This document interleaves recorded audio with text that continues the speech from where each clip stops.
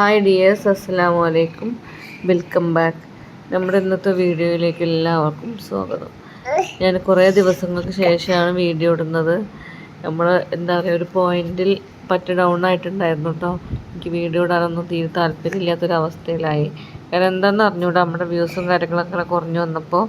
അപ്പോൾ പിന്നെ എനിക്ക് തോന്നി വാച്ച് അവർക്ക് റെഡ്യൂസായി വന്നപ്പോൾ സബ്സ്ക്രൈബേഴ്സ് കൂടിയാലും നമ്മുടെ വാച്ച് അവർ ഇങ്ങനെ കുറഞ്ഞു വന്നപ്പോൾ എനിക്ക് ഭയങ്കരമായിട്ടൊരു ചടപ്പ് തോന്നി.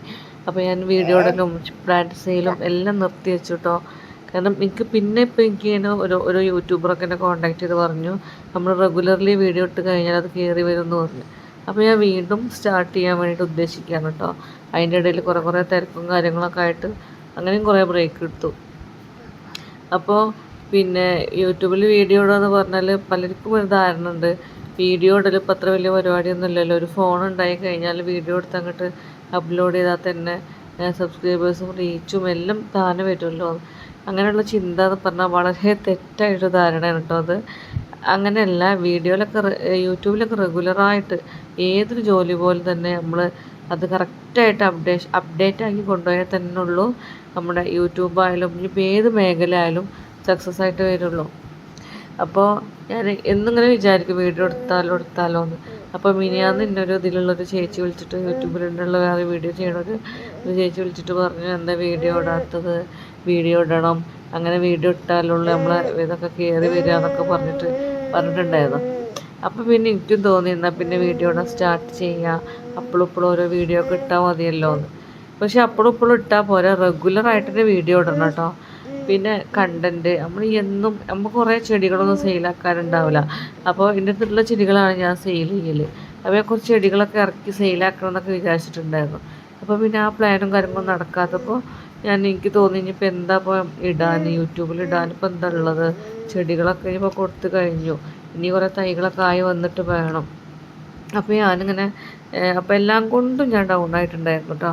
എനിക്ക് ഇതിനൊന്നും ഒരു മനസ്സ് വരാത്തൊരവസ്ഥയായിരുന്നു. ഇപ്പം എന്തായാലും മാഷാ അല്ലാ ഇപ്പോൾ വീഡിയോ ഇടണമൊക്കെ ഒരു ആഗ്രഹമൊക്കെ തോന്നുന്നുണ്ട്.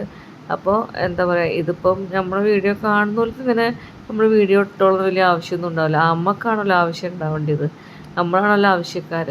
അപ്പോൾ ചെടീൻ്റെ കയ്യിലുള്ള ചെടികളൊക്കെ സെയിലിടുമ്പോൾ ആവശ്യമുള്ളവരൊക്കെ പിന്നെ പ്ലാന്റിന് ഓർഡറൊക്കെ ആക്കാറുണ്ട്, ഇങ്ങനെ അയച്ചു കൊടുക്കാറൊക്കെ ഉണ്ട്.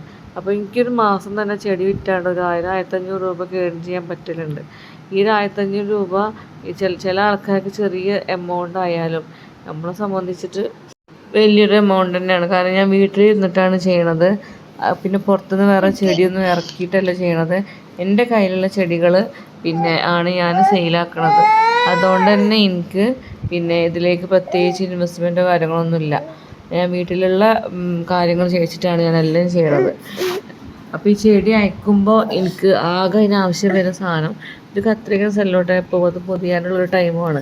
അപ്പോൾ പൊതിഞ്ഞയക്കാനുള്ള സമയത്ത് ഹസ്ബൻഡാണ് ചെയ്യുക, കൂടുതലും ഹസ്ബൻഡ് തന്നെയാണ് ചെയ്യുന്നത്. അപ്പോൾ ഇനി മുതൽ ഇൻഷാ അല്ലാഹ് ഞാൻ വീഡിയോ ഇടാനൊക്കെ ഉദ്ദേശിക്കുന്നുണ്ട്. അപ്പോൾ എന്നും നമ്മുടെ സൈഡ് വീഡിയോ അല്ലെങ്കിലും എന്തെങ്കിലുമൊക്കെ ഇട്ടിട്ട് ഞാൻ അപ്ഡേറ്റ് ആക്കാനാണ് ഉദ്ദേശിക്കുന്നത്.